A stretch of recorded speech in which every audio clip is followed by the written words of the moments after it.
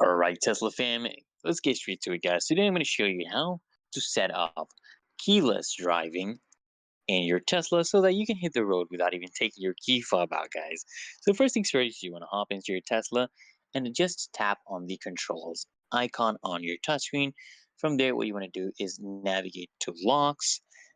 This is where you'll set up your keyless driving options. Now, what you want to do, guys, is you want to look for a keyless driving option and just simply toggle this on. So, this feature basically allows you to unlock and start your Tesla without even needing to use the key fob, guys. You don't need to use the key fob as long as you have your phone or key card with you, guys. All right.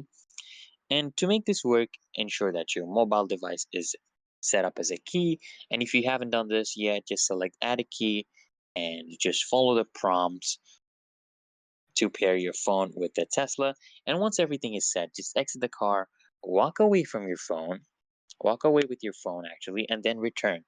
And then basically what's going to happen is your Tesla should unlock automatically as you approach it, right? Just hop in, press the brake pedal, and your car will start right up without even needing the key fob.